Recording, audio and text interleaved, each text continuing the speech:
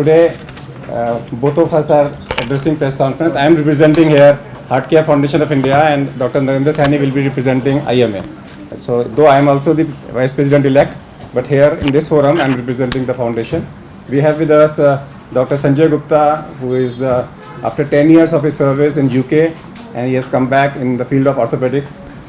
He is at this moment a senior consultant orthopedics in Mulchand Hospital. Then we will also have Dr. A.K. Grover, who is also a Padma Shri, and he is a director of eye care at Gangaram Hospital. He will be joining us any moment. And we will also have with us Dr. Jitendra Nagpal, who is a psychiatrist, who will be talking about it. So just let me give you some brief about the conference. Today is a World Environment Day, and normally in a World Environment Day we talk about the outer environment. And today we are talking about a different type of an environmental pollution.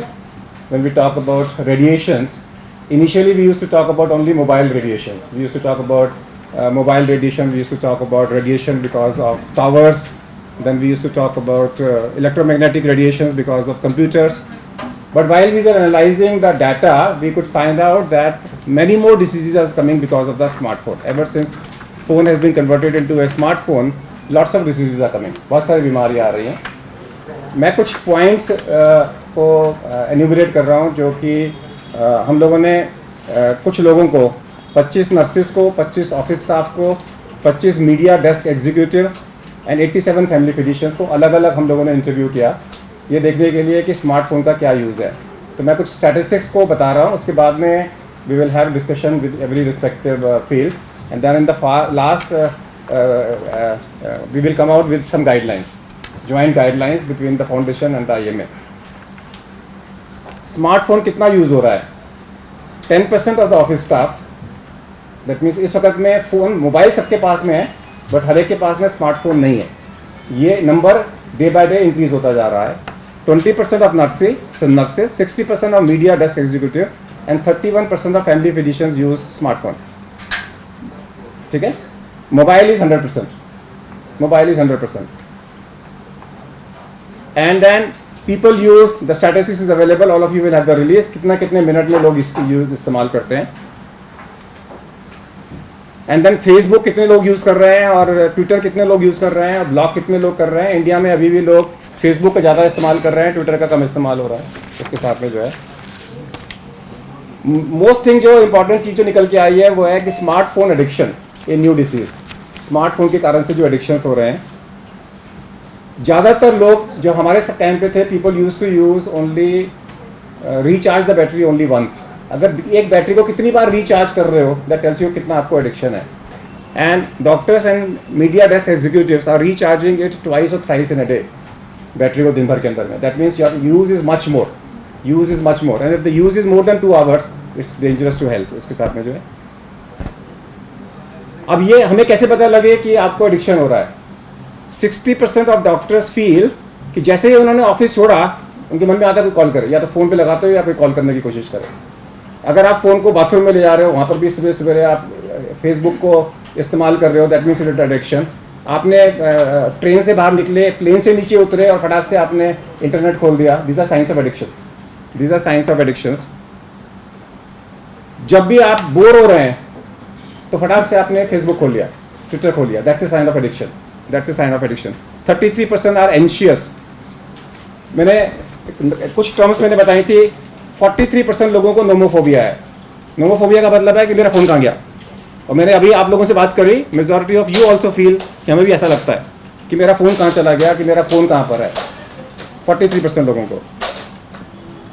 60% of youth between 20 and 30 and 43% of family physicians suffer from nomophobia. Then 43% of family physicians have anxiety because of cell phone anxiety. कितने percent? 43%. And 50% of mobile users experience anxiety. ये मेरी घंटी नहीं बजी. And 25% have phantom ringing. 25% है phantom ringing. Phantom ringing का मतलब है घंटी बजी नहीं, आपको लगा घंटी बजी. आपको घंटी नहीं बजी, आपको लगा घंटी बजी, आपने चेक किया कि घंटी बजी नहीं रही, या आपको लगा मेरा फ़ोन वाइब्रेट कर रहा है और कर नहीं रहा. 25%. और यहाँ पर भी यही था, यहाँ पर भी मैं आप लोगों से बात कर रहा था, आप लोगों को भी यही चीज़ हो रही है. जिसके पास में फ़ोन है ये फिनोमिना जो है हमारा जो, और ये अब एक आगे जाके बीमारी में कन्वर्ट होने वाला है, ये आगे जाके एक बीमारी में convert. Now severity of anxiety, सिर्फ 6% लोगों को एंजाइटी नहीं थी, 43% लोगों को माइल्ड एंजाइटी है, 25% को मॉडरेट है, 26% को सीवियर है। सीवियर एंजाइटी का मतलब है कि आपको इलाज की जरूरत है, that can cause A disease, that can cause A disease. आपको रात को नींद नहीं आएगी, दिन में नींद ज़्यादा आएगी। अगर आपको लग रहा है कि दिन में 5 मिनट में आप सो जाते हो, इसका मतलब है कि आपको एंजाइटी है, रात में आपकी नींद पूरी नहीं हो रही। दिन में अगर आप में बोलो अभी सो जाओ और 5 मिनट में आप सो जाते हो, that's a sign of anxiety, कि रात में आपकी नींद डिस्टर्ब हो रही है, पूरी नींद पूरी नहीं हो रही, फ्रेगमेंटेड स्लीप हो रही है, उस कारण से आपको एंजाइटी हो रही है। उसके साथ में जो है mobile phone as a cause of conflict, अभी तक जो है हमारा टीवी वाले कॉज ऑफ कॉन्फ्लिक्ट था, घर में हस्बैंड वाइफ की लड़ाई हो रही है कि क्या है, जब देखो टीवी देखते रहते हो। फिर आया फेसबुक, कि जब अब आ गया Facebook as a number 2 cause of conflict, and this is 26 to 48%। Conflict का मतलब होता है कि आप हस्बैंड वाइफ की लड़ाई हो रही है, जब देखो तुम फेसबुक में लगे हो, जब देखो ट्विटर पे लगे हुए हो, काम क्यों नहीं कर रहे हो, मेरा काम नहीं कर रहे हो। तो ये पहले होता था कि जब देखो टीवी में लगे हुए हो, अब ये अब वो टीवी से हटके फेसबुक पे आ रहा है जो कॉन्फ्लिक्ट है। ठीक है, 18% of family physician had problems with family or friend because of the cell phone use, कोई ना कोई problem because of the cell phone, because of the cell phone. Mobile phone is a cause of disturbed sleep. On an average office staff 20 minute, nurses 30 minute, media house executive 60 minute रात को सोने के बाद, सोते वक्त में bed पे खेलते हैं मोबाइल के साथ में। नॉर्मली सोने से आधा घंटा पहले जब आप बेड पे गए तो आपके हाथ में मोबाइल नहीं होना चाहिए। जो नई स्टडी है वो ये बता रही है कि आप 60 मिनट तक एवरेज बेड पे जाके खेलते हो, फिर जाके सोते हो। इसका मतलब है कि सोते वक्त में भी आपकी जो है वाइब्रेशंस आप ले रहे हो। इसके साथ में जो है 26% of family physicians are disturbed by smartphone alert in the night, रात में आपकी नींद खुल रही है, फ्रेगमेंटेड नींद हो रही है। उसके साथ में जो है 50% ऑफ मोबाइल यूजर सेज कि रात में उनकी नींद खुल जाती है अलर्ट के साथ में। और अगर आपकी फ्रेगमेंटेड स्लीप होगी तो दिन में डे टाइम स्लीपीनेस होगा। I just want to ask you one question, how many of you, अगर मैं बोलूँ अभी सो जाओ तो 5 मिनट में सो जाओगे? मतलब 5 मिनट में आप सो सकते हो? नो, व्हेन एवर मतलब बिस्तर पे लेटे 5 मिनट में सो गए दिन में।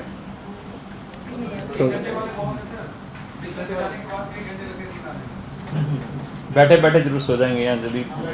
Then day time distraction, 32% day time distraction है फ़ोन के साथ में। अब इंपॉर्टेंट मीटिंग में हो और इंपॉर्टेंट मीटिंग के अंदर में कॉल आ गया या आपको जो है एकदम से अलर्ट आ गया इंपॉर्टेंट मीटिंग के अंदर में, then you are bored, you welcome it. When you are in important meeting you get irritated and that irritation is responsible for anger, irritation, blood pressure rise हो जाता है। Then mobile phone breaks, holidays and curfew. Medical recommendation is 3 minute का medical curfew, mobile curfew होना चाहिए सोने से पहले। 30 minute का, 30 मिनट, 30 मिनट्स का, कि सोने से पहले 30 मिनट आप मोबाइल के रेडिएशंस के रेंज में नहीं होने चाहिए। और मोबाइल हॉलीडे का मतलब है कि दिन में आप 2 घंटे मोबाइल का इस्तेमाल नहीं करोगे, 1 घंटा नहीं करोगे, एंड कोई करता नहीं है मोबाइल हॉलीडे। उसके साथ में जो है देन एक नया इशू आ रहा है, नई गाइडलाइंस आई हैं। नई गाइडलाइंस के अनुसार में doctors and patients should not be in on Facebook together.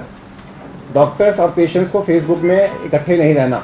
हाँ, ये नई गाइडलाइंस इंटरनेशनल है, इंडिया में इसके बारे में अभी कोई गाइडलाइंस नहीं है कि patient should not be with the doctor on the same Facebook. उसके साथ में हेलो, अमेरिका में तो इतना भी है कि आप पेशेंट के साथ में कोई भी रिलेशन नहीं रख सकते। अगर आप पेशेंट से प्यार करते हो तो you have to disown her as a patient, then only you can get marry her. ये अमेरिकन लॉ है, यूके लॉ है। He will be able to tell you.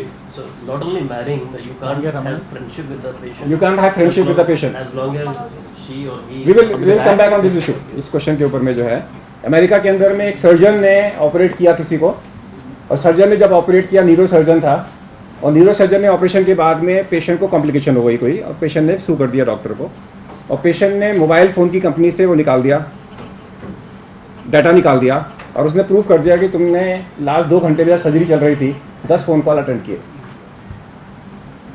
Surgery करते हुए। तो वो लॉ सूट लंबा चला अमेरिका के अंदर में। उसके बाद में अब सब जगह पे गाइडलाइंस आ रही हैं कि surgeons are being restricted not to use it. We have been talking to doctors here, this is now what they are doing is they are giving it to the nurse कि nurse बाहर attend करेगी, emergency होगी तो message ला के बाहर दे देगी. But these guidelines are also coming. These guidelines are also coming कि आप कोई भी इंपॉर्टेंट काम कर रहे हो, जैसे machine is something like driving and drive. So operation theatre में डायलिसिस कर रहे हो, आप कोई भी टेक्नोलॉजी कर रहे हो, उसके साथ में जो है and this IME is also coming out with the guidelines very clearly कि वी शुड अवॉइड इट. एक जस्ट ऐड करूंगा कि सेल फोन से एक तो ये हमारी की प्रॉब्लम्स आई, दूसरा हमने एक स्टडी की थी जिसमें ये देखा कि cell phone 20% of the cell phone were infected. Means इसके अंदर ऐसे ऑर्गेनिजम्स थे जो हमारे को इन्फेक्शन कॉज कर सकते हैं, हमें डायरिया कर सकते हैं, हमें इन्फ्लुएंजा कर सकते हैं, हमें डिफरेंट वायरसेस कर सकते हैं.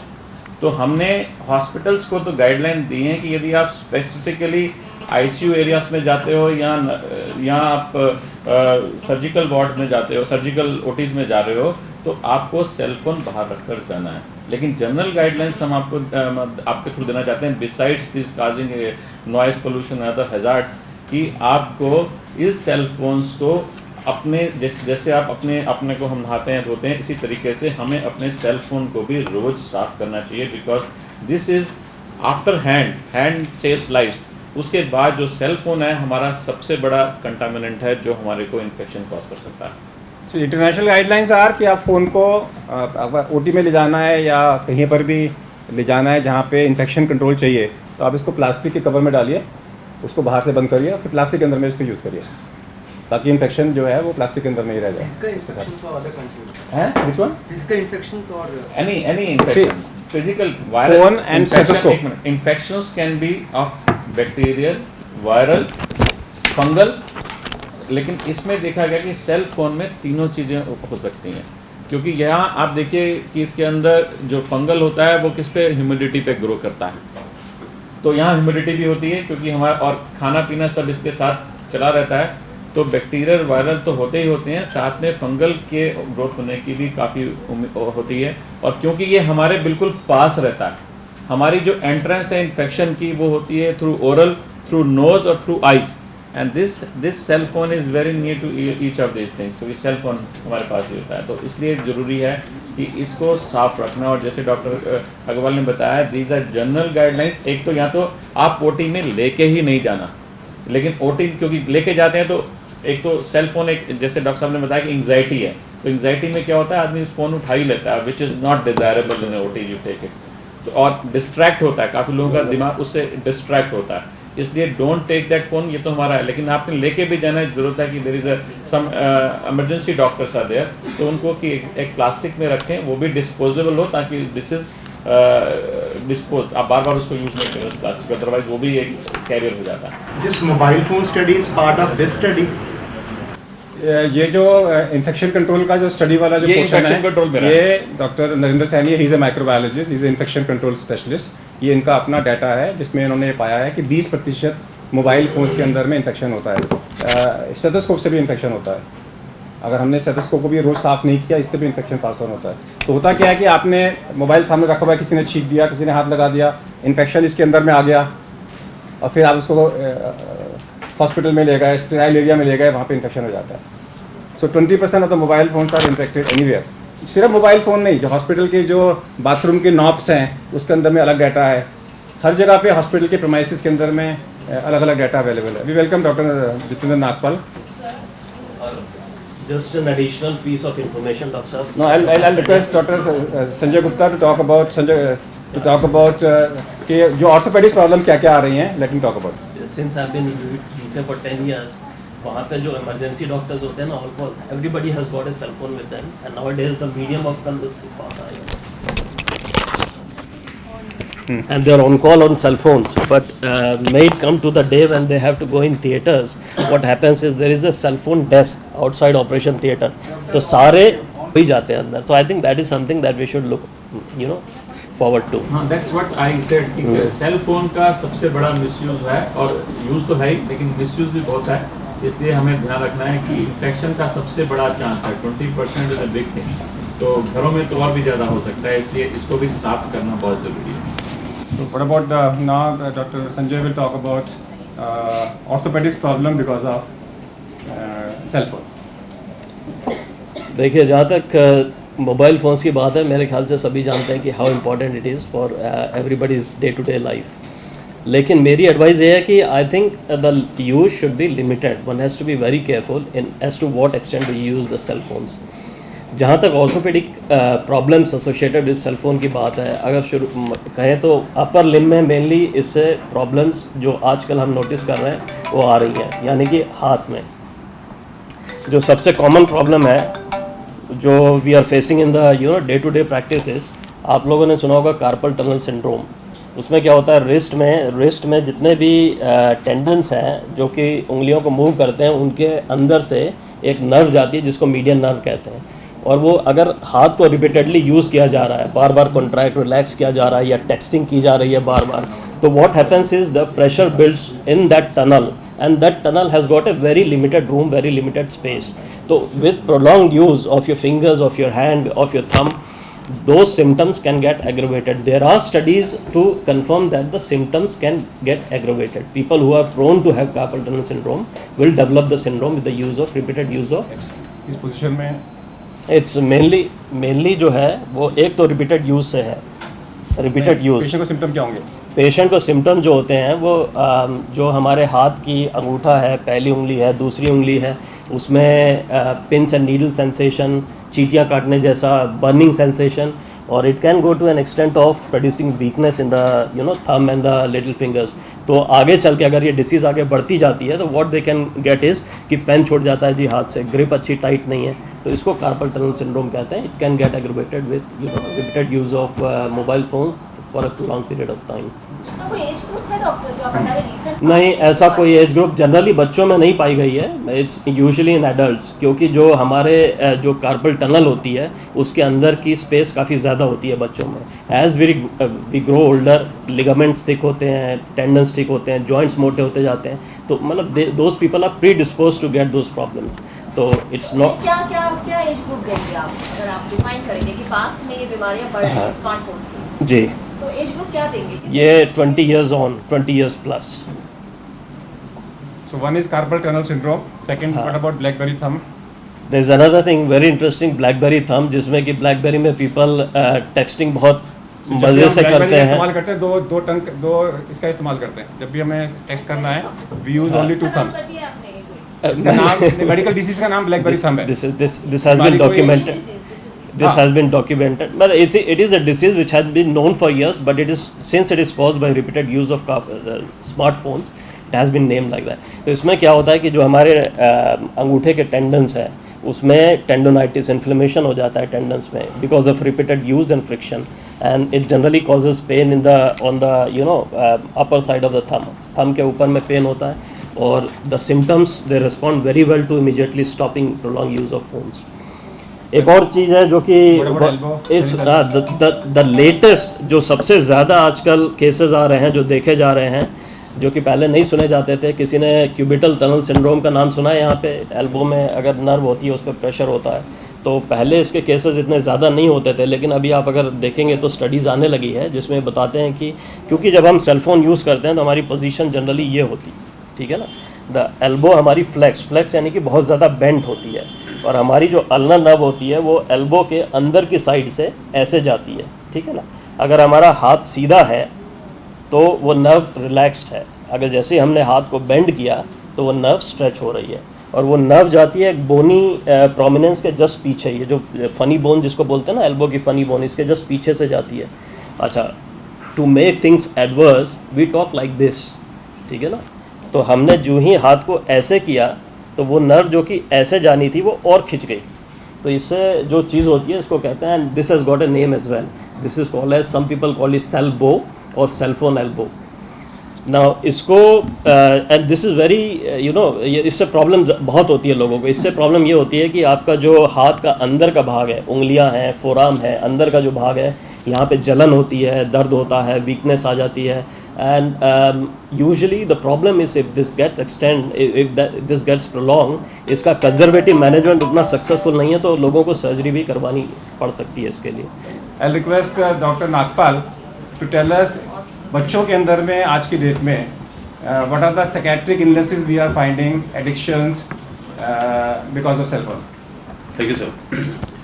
बहुत संक्षेप में मैं बताऊंगा. The impact of using technology more so in the larger social media या social networking, जिसमें मोबाइल फ़ोन सबसे ज़्यादा prevalent चीज़ दिखाई दे रही है। दो तीन बातें याद करने के लायक है कि हमारे सारे जो फ्रेटर्निटी हैं, साइकोलॉजिस्ट या साइकियाट्रिस्ट देश भर में इस बात से चिंतित हैं कि एवरेज 10 से 15 बच्चों के केसेस हमारे पास हर हफ्ते आते हैं। अब आज सुबह ही मैंने 2 बच्चे देखे हैं, एक तो 6 साल का, एक 14 साल का, जिसका कांस्टेंट प्री ऑक्यूपेशन, जो अभी बात हो रही थी, कांस्टेंट प्री ऑक्यूपेशन मतलब माइंड में यही बात है कि मेरा मोबाइल फ़ोन कहाँ गया। 2, 3, 4 मिनट से ज़्यादा मैं स्थिर नहीं रह सकता। ये whole idea about attention span यानी कि एकाग्रता जो होती है बच्चे की, वो सफ़र कर रही है। और ये आम फैमिली में, मिडिल क्लास फैमिली में भी ये रोग फैला हुआ है। और आपको ये बता दूं कि इंटरनेट एडिक्शन डिसऑर्डर तो बीमारी का नाम अमेरिका में स्थापित कर दिया गया है। जो सोशल मीडिया में इन्वॉल्व बच्चे हैं, प्री ऑक्यूपाइड हैं। बात क्योंकि मोबाइल फ़ोन की हो रही है और ये भी चर्चा हो रही है कि क्या टेक्सटिंग, BBM, व्हाट्सअप, क्या ये भी चीज़ें हमारे बीमारी के लायक एक नाम बन रहा है बच्चों में। तो अटेंशन स्पैन ख़राब होना, बच्चों के कॉन्डक्ट में यानी कि होस्टाइल हो जाना, एग्रेसिव हो जाना, डिफाइंट हो जाना, खाने पीने तक, नींद तक, साफ़ सफाई तक, नहाने धोने तक बात आ गई है। कई माँ बाप जो चिंतित हैं कि बच्चे स्कूल बिना प्रॉपर अपनी हाइजीन, अपना तैयार होना, खाना पीना के बगैर जाते हैं, क्योंकि उनका प्रीऑक्यूपेशन होता है कि मेरा मोबाइल फ़ोन कहाँ गया और किस तरीके से मैं अपने दोस्तों के साथ संपर्क में रहूँ। ये बात जाहिर है कि बहुत इंपॉर्टेंट इन्वेंशन है, बहुत इंपॉर्टेंट संपर्क के लिए इम्पॉर्टेंट है, लेकिन इसका मिसयूज़ अब एब्यूज़ तक पहुँच गया है। मिसयूज़ होना और एब्यूज़ तक पहुँचना अब बीमारी के लायक बात आ जाती है। ऑलरेडी हमें पता है कि 10 से 15% बच्चे मानसिक बीमारियों के शिकार हैं हमारे देश में। 10 to 15% is a huge population. And when it comes to use of say electronic media for networking or social networking or purely entertainment, I think it is important to keep in mind aggression, depression, psychosomatic problems, attention, concentration and conduct disorders. ये 5 चीज़ें 18 साल से कम उम्र में ज़्यादा दिखाई दे रही हैं। टीनेजर्स जो मैं बता रहा था, एंड में ये बात साफ दिखाई दे रही है कि जो पढ़ाई में डिक्लाइन है वो बहुत ज़्यादा रेलेवेंट बन गया है। From 7th 8th onwards, interest in studies at the expense of using the electronic media, mainly texting, SMSs, WhatsApp and Facebook का यूटिलाइजेशन, ये प्रायोरिटी एरिया है। और बच्चे खासकर जो आपने भी सुना होगा कि 99% बच्चे अभी हमारे 10th क्लास पास कर गए हैं, लेकिन जब ये 11th में आते हैं, इनका जो डिमांड होता है अपने माँ बाप से कि मैंने अच्छा परफॉर्म किया है और मुझे मिनिमम एक iPhone वगैरह मिलना चाहिए, उनको मिल जाता है। दिल्ली के बच्चों को बहुत कुछ मिल जाता है। उसके बाद इनका एकेडमिक डिक्लाइन जो है एक्सपोनेंशियल दिखाई दे रहा है। यहाँ तक कि जो 80-90% हैं वो 50-60% में आ जाते हैं। तो ये बातें नोट करने के लायक हैं कि कम्युनिकेशन जो आपस में है वो इतना कम हो जाता है फैमिली में या स्कूल में, क्योंकि हमारा कम्युनिकेशन वर्चुअल मीडिया बन जाता है। अब बाकी चीज़ें तो सब डॉक्टर ने बता दी है, लेकिन मैं ये बताना चाहूँगा कि बच्चों के कई सारे ENT, आई, डेंटल और नेक के प्रॉब्लम्स इनके बिहेवियर से रिलेटेड हैं, क्योंकि ये बिहेवियर हमारे लिए एक एडिक्शन के तौर पे दिखाई दे रहा है। जैसे नॉर्मल नशे की एडिक्शन होती है, विड्रॉल होता है बच्चे में, टॉलरेंस बढ़ जाता है कि मैं घंटों तक इस तरीके से मोबाइल के साथ खेल सकता हूँ, जैसे शराब में होता है, नशे में होता है। और विड्रॉल ऐसा होता है कि 2-3 मिनट तक अगर ये दिखाई ना दे तो मेरे बिहेवियर में एग्रेशन, यहाँ तक कि वायलेंट बिहेवियर। कई ऐसे केसेस हमने देखे हैं जहाँ पर अपने भाई बहन माता पिता को मार भी देते हैं बच्चे, धक्का दे देते हैं कि ये मेरा कहाँ छुपा दिया आपने। सो बिहेवियर मॉडिफाई करना अर्ली लाइफ में, खासकर 12 साल से नीचे पहले से, और टीनेजर्स में थोड़ा सा रेस्ट्रिक्शन और डिसिप्लिन लाना, ये हर फैमिली के लिए इंपॉर्टेंट हो जाएगा। कई schools code of conduct follow करते हैं लेकिन नहीं कर पा रहे हैं कि भाई मोबाइल फ़ोन स्कूलों में नहीं आने चाहिए, लेकिन आप सर्वे कर लीजिए, तमाम दिल्ली के स्कूलों में भी, ज़्यादातर पब्लिक स्कूलों में मोबाइल फ़ोन्स अलाउड हैं। अब इस पर चर्चा होनी ज़रूरी है कि क्या वो मेडिकल पॉइंट ऑफ व्यू से हानिकारक है या फिर psychological point, but I feel behaviour जब बच्चों का चेंज होगा तो नेचुरल है कि उनके शरीर पर भी उसका असर पड़ेगा। Thank you. जब इन्होंने बात करी कि कॉन्फ्लिक्ट के बारे में, तो जितने भी फेसबुक के अकाउंट्स हैं, बच्चे अपने पेरेंट्स के साथ में फेसबुक में अकाउंट में जाने को तैयार नहीं है, ठीक है। और तो इससे क्या हो रहा है कि अपने पेरेंट्स का टाइम, आप बाहर की दुनिया से कांटेक्ट में हो और घर के अंदर में आपका कॉन्फ्लिक्ट हो रहा है, because you are not giving time to them and you are not connecting to them. उसके साथ पहले तो आप सबका धन्यवाद करना चाहूँगा कि इस इम्पोर्टेंट विषय पर आप लोग बात करने के लिए, सुनने के लिए यहाँ पे हमारे साथ आए। जब से ये स्मार्टफोन्स हो गए हैं फ़ोन्स, तब से कंप्यूटर और स्मार्टफोन के बीच, कंप्यूटर और मोबाइल फ़ोन के बीच का डिफरेंस ख़त्म हो गया। फ़ोन्स जो हैं वो कंप्यूटर ही हो गए अब। तो ये बात तो आप सबको बहुत एडिक्वेटली स्ट्रेस कर दी गई। अब कंप्यूटर्स के यूज़ के साथ क्या कोई फिजिकल डैमेज होता है आँखों का? जितना भी डाटा है आज तक, रेडिएशन की स्टडीज़ की गई, बहुत कुछ किया गया, कोई फिजिकल हार्म नहीं होता आँख का इनकी रेडिएशन से, या कंप्यूटर से, या टेलीविज़न से, या हमारे स्मार्टफोन से। ये तो पहली बात। लेकिन क्या इसके कोई दुष्परिणाम नहीं हैं? वो सच नहीं। दुष्परिणाम हैं और बहुत सिग्निफिकेंट होते जा रहे हैं जैसे जैसे हमारा यूजेज बढ़ता जा रहा है। अब हम जब बात की डॉक्टर साहब ने कि ये कंपल्सिव डिसऑर्डर हो गया है कि वो हुक हो गए हैं लोग, कि वो फ़ोन से हटते ही नहीं, सारा दिन विजुअल वर्क कर रहे हैं, तो उससे दो तरह की चीज़ें हुई। एक तो ये कि हमारे अगर कोई डिसऑर्डर थे, मान लीजिए कोई हमारा चश्मे का नंबर था जो हमने नहीं लगाया हुआ, या मसल इम्बैलेंस था, वो बहुत जल्दी मैनिफेस्ट हो जाता है। तो जहाँ पहले कंपनसेशन आराम से हो जाता था क्योंकि हम उतनी देर काम नहीं करते थे इन चीज़ों पे, अब जब हम सारा दिन वही काम कर रहे हैं तो मैनिफेस्टेशन उसका वो बहुत जल्दी आ गया। तो छोटी छोटी रिफ्रैक्टिव एरर्स पे भी लोग स्ट्रेन के साथ आने लगे। थोड़ा सा भी मसल इम्बैलेंस है अगर तो, और कन्वर्जेंस इनसफिशिएंसी जिसको हम बोलते हैं कि नज़दीक के लिए फोकस करने के लिए दोनों आँखें इकट्ठे काम कर रही हैं कि नहीं, वो एकदम मैनिफेस्ट होने लग गया। दूसरा ग्रुप हुआ जिसको कि ये सब नहीं है, कोई किसी तरह की एबनॉर्मैलिटी आँख की नहीं है, क्या वो सब कंफर्टेबल हैं? वो भी नहीं है। उसकी वजह है जिसको कि डॉक्टर साहब ने, डॉक्टर के अग्रवाल ने कहा, कंप्यूटर विजन सिंड्रोम। अब ये कंप्यूटर विजन सिंड्रोम क्या है? जब हम बहुत देर तक एक स्क्रीन की तरफ देखते हैं या कोई भी विजन का काम बहुत कंसंट्रेशन से लंबे टाइम तक करते हैं, तो जो हमारी नॉर्मल ब्लिंकिंग की फ्रीक्वेंसी है, हमारी आँखें झपकती रहती हैं ताकि जो हमारी टीयर फिल्म है वही हमारी सरफेस को जो ट्रांसपेरेंसी देती है और उसको स्मूथ रखती है, उसको ड्राई होने से बचाती है, इरिटेशन से बचाती है, बर्निंग से बचाती है, वो कम हो जाता है और काफ़ी हद तक कम हो जाता है, नॉर्मल ब्लिंक रेट से आधा हो जाता है। तो उससे क्या होता है कि हमारी जो टीयर फिल्म की क्वालिटी पहले कम होने लगती है और फिर धीरे धीरे उसमें ड्राई स्पॉट्स आने लगते हैं। जब वो ड्राइनेस मैनिफेस्ट होती है तो सभी तरह के सिम्टम्स आते हैं, आँखों में बर्निंग होना, इरिटेशन होना, हेडेक भी उससे मैनिफेस्ट हो जाता है। तो ये सब सिम्टम जिनको हम ग्रुप करके एस्थेनोपिया बोलते हैं, कंप्यूटर विजन सिंड्रोम की मैनिफेस्टेशन। इससे बचना किस तरह है? एक तो ये कि हम विजुअल एक्टिविटी अगर हम रिस्ट्रिक्ट कर पाएंगे कुछ तो ठीक है, बहुत फ़ायदा है, लेकिन बहुत सारे लोग प्रोफेशनल हैं जिन्हें काम ही करना है कंप्यूटर पे या मोबाइल पे, जब अपने स्मार्टफोन पे, तो क्या तरीका है? उसमें उनको दो मेन तरीके होते हैं। एक तो ये कि उनका कॉन्शियस एफर्ट कि ब्लिंकिंग, उनको ये रिमाइंड करना है कि भाई वो भी एक फिजियोलॉजिकल एक्टिविटी है, नॉर्मल एक्टिविटी है, आप वो करिए। दूसरी चीज़ ये कि अपने को ब्रेक दें, हर घंटे बाद कम से कम, और 1 मिनट का ब्रेक अगर वो देंगे, उसके उस बीच में चाहे वो घूम के आ सकते हैं, थोड़ी घूम के कहीं आके फिर बैठ गए, या फिर उन्होंने पामिंग कर ली अपनी आँखों की थोड़ी देर के लिए, या आपस में बात ही कर ली, तो वो normal physiology of blinking restore हो जाता है, टीयर फिल्म की क्वालिटी रिस्टोर हो जाती है। तो ये एक इम्पॉर्टेंट मेथड है। दूसरा मेथड होता है फिर ये आर्टिफिशियली हम उसको टीयर सब्स्टिट्यूट से उस पर ऐड करते हैं, कि टीयर सब्स्टिट्यूट्स एक्स्ट्रा दे दें जिससे कि टीयर फिल्म की क्वालिटी इंप्रूव की जा सके और टीयर फिल्म में विस्कोसिटी इंप्रूव की जा सके, उसकी स्ट्रेंथ इंप्रूव की जा सके, जिससे कि फिर ड्राइनेस जो है उस तरह से मैनिफेस्ट नहीं होती और वो स्ट्रेन के सिम्टम्स नहीं आते। थोड़ी बहुत और एडजस्टमेंट की जा सकती हैं। लाइटिंग अगर कमरे में बैकग्राउंड बहुत ज़ीरो ना हो, कंट्रास्ट बहुत ज़्यादा ना हो, एंटी ग्लेयर स्क्रीन्स भी कुछ ऐसा ही काम करते हैं, और कुछ स्क्रीन की पोजीशन ऐसी हो जिसमें कि आंखें बहुत ज़्यादा वाइड ओपन ना हो। अगर थोड़ा सा नीचे की तरफ होगा तो आंखें थोड़ी कम खुली होती हैं, तो उतना सरफेस कम मिलती है ड्राइनेस के लिए।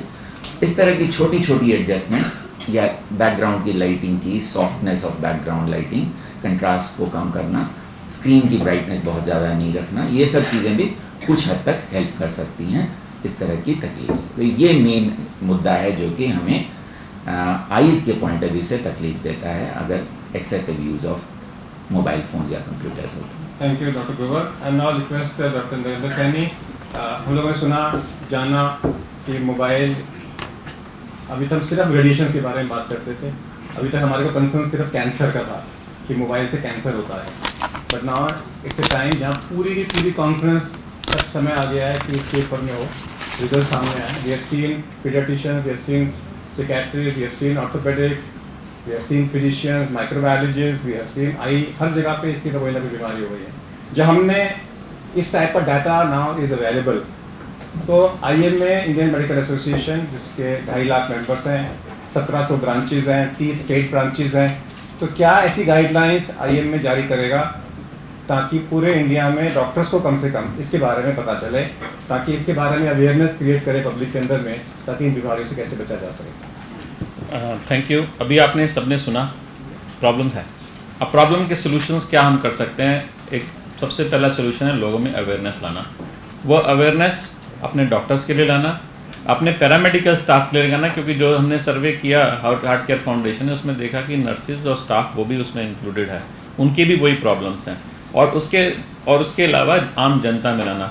जैसे 2.35 लाख से यदि हमारे डॉक्टर हैं तो 30 करोड़ की पॉपुलेशन को हर मंथ टच करते हैं उनके किसी ना किसी वे में, चाहे वो ट्रीटमेंट के लिए या प्रिवेंटिव क्योर के लिए। तो सिर्फ 2.2 लाख डॉक्टर ही नहीं है, उनके द्वारा 30 करोड़ हर महीने हम उन लोगों तक भी पहुंचते हैं जिनके ऊपर हम अवेयरनेस ला सकते हैं।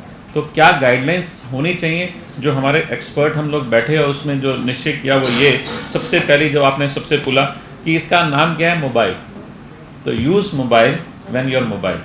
इसको बिना बात पे ज़्यादा इस्तेमाल मत करिए। यदि आप अपने डेस्क पे बैठे हैं तो जब फ़ोन आए तभी दूसरा फ़ोन इस्तेमाल करिए, लेकिन जब आप मोबाइल पे हो तभी इस्तेमाल करिए। तो जो एडिक्शन है वो आपकी कम होगी इससे। दूसरा जो सबसे है, limit mobile talk to less than 2 hours a day. जितना कोशिश 2 घंटे से ज़्यादा आप बात नहीं करें, नहीं तो अन्यथा ये जो कंपल्सिव डिसऑर्डर्स हैं, आई की प्रॉब्लम है, ENT की प्रॉब्लम्स है, न्यूरोलॉजिकल प्रॉब्लम्स हैं, ये आपको नहीं आएंगी।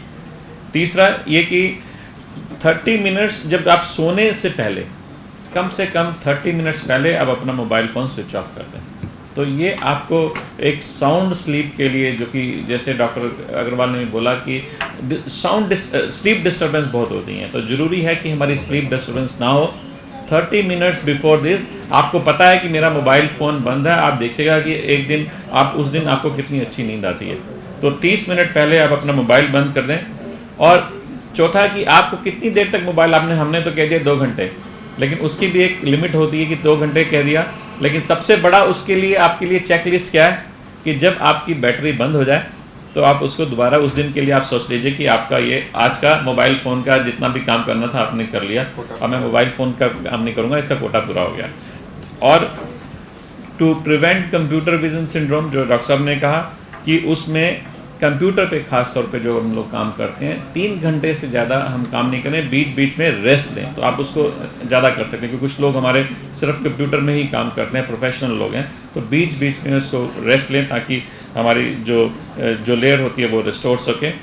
और जो ब्लैकबेरी सिंड्रोम की हमने बात की, उसमें ये कि ब्लैकबेरी सिंड्रोम को कम करने के लिए सिर्फ थंब भी इस्तेमाल मत करिए, आप दूसरी उंगलियों का भी इस्तेमाल करिए ताकि सारा प्रेशर इन उंगलियों पर नहीं पड़े। और तो 4th 7th जो बीइंग ए माइक्रोबायोलॉजिस्ट, मेरा सबसे ध्यान ज़्यादा जाता है इन्फेक्शन पे। सब ने अपनी बात की, मेरा सबसे ज़्यादा ध्यान जाता है कि इन्फेक्शन नहीं हो। तो इन्फेक्शन ना हो उसके लिए सबसे ज़रूरी है, जैसे हम हाथ धोते हैं पानी से, इनको पानी से तो नहीं धो सकते, यू हैव अल्कोहल रब्स और कुछ चीज़ें आती हैं जो आप क्लीन कर सकते हैं। तो इसको बार बार क्लीन करना भी ज़रूरी है। जिस तरह हम कहते हैं कि क्लीन हैंड सेव लाइफ, थोड़े दिनों में ये भी आएगा clean mobile will saves number of lifes, number of infections. तो कि मैं रोज़ करना है, मैं एक हफ्ते की बात नहीं कर रहा हूँ, रोज़ करना है। और खाना जो खास तौर पे जो आप खाना खाने के बाद जो मोबाइल पे हाथ करते हैं, तो खाना करने के बाद। इसके अलावा ये तो मोबाइल की बात थी, because Indian medical association not only with this in the, क्योंकि इस बारी का जो थीम है, मैं थीम के भी थोड़ी सी बात करूँगा। इस बारी का जो थीम है थिंक ईट एंड सेव। जो इन्वायरमेंटल डे का आज 5th का जो इस बारी का थीम है, think eat and save. Save food, save resources, save environment, reduce food prints. मतलब कि आप अपना खाना उतना बनाएं जितना हमें ज़रूरत है। यदि कुछ आंकड़े देखें तो 1.3 बिलियन फूड जो है पूरे वर्ल्ड में वेस्ट होता है। इंडिया की फिगर देखें तो 7 में से 1 आदमी को खाना ढंग से नहीं मिलता, वो हंगरी रहता है। और 3000 children every day die because of hunger.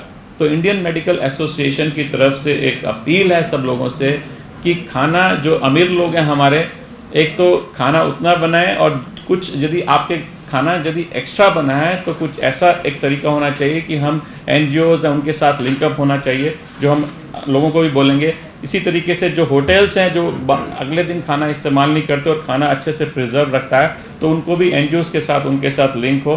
तीसरा, प्लास्टिक इस्तेमाल नहीं करें। हम चाहेंगे कि लोग जो है, हमने सारी ब्रांचेस को लिखा है, आगे से आप लोगों को जो गिफ्ट में देंगे एक कप देंगे, ताकि कम से कम हम प्लास्टिक का जो कंजम्पशन है इंडियन मेडिकल एसोसिएशन में तो रिड्यूस कर सकें। तो हम लोगों को प्लास्टिक के लिए हम लिख रहे हैं कि आप कम से कम एज ए गिफ्ट एक कप दें और इसको इस्तेमाल नहीं करें। तो ये एक था कि think, eat and save, this year का थीम है।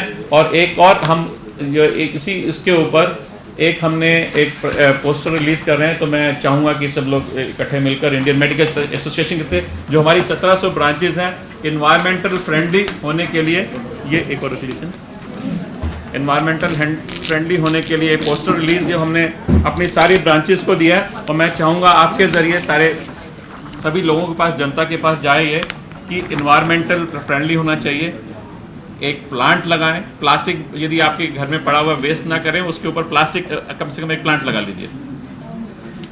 Thank you. I just want to add, doctor Sanjay Gupta says कि एक और गाइडलाइन में उन्होंने करेक्शन एक और उन्होंने ऐड करी है कि जब भी आप फ़ोन का इस्तेमाल कर रहे हैं, अगर आपने बात करते करते यहाँ करते करते तो दूसरे हाथ से दूसरी जगह कर लें, बैलेंस आउट। टनल और क्यूबिटल टनल से बचाने के लिए तो फ़ोन को बदलते रहें, एक ही कान के अंदर में बार बार इस्तेमाल ना करें। और कुछ टर्म्स हैं जो इंटरनेशनली एक्सेप्टेड है। One is electronic curfew. जब आप फ़ोन को आप बोलते हो कि आपने फ़ोन हटा लिया, this is called electronic curfew. Normally जो डॉक्टर सैनी ने बोला कि सोने से 30 मिनट पहले का जो इलेक्ट्रॉनिक कर्फ्यू है, that is this term is called electronic curfew. And second is Facebook holiday. Facebook holiday का मतलब है, अगर आपको सीवियर एडिक्शन है तो एक हफ्ते के लिए आप अपना अकाउंट को डीएक्टिवेट, अपने अकाउंट को मत यूज़ करो। और देयर इज अनदर फेसबुक व्रत, हफ्ते में एक दिन, आज के दिन में मैं फेसबुक ट्विटर का इस्तेमाल नहीं करूंगा, आज मेरा व्रत है। Tele holiday this is they're calling it tele holiday, कि आज के दिन में सो यू कैन यूज ये मोबाइल तो आप फिर भी इस्तेमाल कर रहे हो, लेकिन अपने जो सोशल मीडिया का जो इंटरेक्शंस है, जो इंटरनेट वगैरह है, वो आप उसका हॉलीडे करने से काफी हद तक बीमारियां कम हो सकती हैं। Let's thanks everybody to be here with us.